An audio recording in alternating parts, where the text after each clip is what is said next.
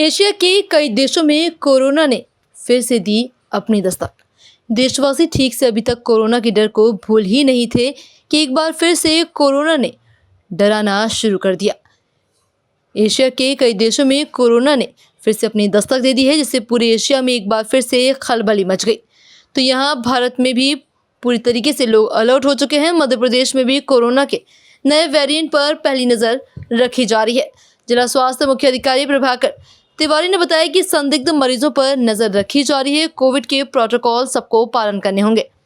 Covid कभी भी हमारे बीच से नहीं जाएगा। इस वायरस के बीच में ही हमें जीना होगा। समय के साथ नए नए वेरिएंट इसके आते रहेंगे, लेकिन वैक्सीनेशन के कारण लोगों को इम्यूनिटी बूस्ट हो चुकी है। यही कारण है कि कोविड ज़्यादा असर नहीं दिखा पाएगा। फिलहाल भोपाल में मरीज नहीं आए हैं, ना ही इस प्रकार की स्थिति बनी है, लेकिन हमें अलर्ट पर रहना होगा। हमारे पास इससे निपटने के लिए पर्याप्त संसाधन है और आगे सरकार की जो भी गाइडलाइन आएगी उसके अनुसार हम काम करेंगे। वहीं प्रभाकर तिवारी ने आम लोगों से अपील करते हुए कहा कि ये वायरस ऐसे लोगों को प्रभावित करेगा जिसके अंदर इम्यूनिटी कम है, जिसमें लोग गंभीर बीमारियों से पीड़ित मरीज आते हैं। इससे डायलिसिस, कैंसर जैसी बीमारियां शामिल हैं। तो ऐसे गंभीर बीमारियों से पीड़ित मरीजों को विशेष सावधानी रखनी होगी। जैसा कि आप सभी जानते हैं कि पिछले लगभग 5 सालों से कोविड लगातार हम लोगों के बीच में मौजूद है और दूसरे वायरल डिजीज़ेज़ की तरह, जैसे वायरल डिजीज़ेज़ में जेनेटिक शिफ्ट और ड्रिफ्ट होते हैं, तो उसके कारण से इसके भी नए वेरिएंट बीच बीच में देखने को मिलते रहते हैं। उनमें से कुछ जो है बेनाइन रहते हैं और कुछ में इन्फेक्टिविटी बहुत अधिक रहती है, जिससे बड़ी संख्या में लोग उससे अफेक्टेड होते हैं। पहले हमने 2-3 वेव्स में देखा था कि काफ़ी बड़ी संख्या में लोग अफेक्टेड हुए थे। अब जो कोविड के पेशेंट्स आ रहे हैं, आमतौर पर कोविड उन्हीं में निकल रहा है जो पहले से ही इम्यूनो कम्प्रोमाइज़्ड हैं, मोस्टली वही लोग हैं।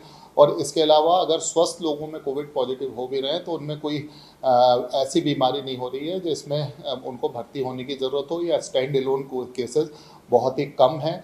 आमतौर पर ये इंसिडेंटल फाइंडिंग की तरह दिखाई दे रहे हैं। हम लोग कोविड की पिछली वेव्स के बाद ही से इसका किसी भी तरह की वेव का सामना करने के लिए पूरी तरह से तैयार हैं। चाहे बात नंबर ऑफ़ बेड्स की हो, चाहे नंबर ऑफ़ ऑक्सीजन बेड्स की हो, आईसीयू बेड्स की हो, पीडियाट्रिक आईसीयू बेड्स की हो, या ऑक्सीजन जनरेशन कैपेसिटी की हो, हमारे पास इसकी पर्याप्त व्यवस्था है। आपने देखा होगा कि पिछले वेव्स के बाद हमारे जो है लिक्विड ऑक्सीजन प्लांट्स और पीएसए प्लांट्स हमने अलग अलग प्राइवेट और सरकारी दोनों अस्पतालों में लगाए थे, तो पर्याप्त संख्या में हमारे पास ऑक्सीजन बेड्स अवेलेबल हैं।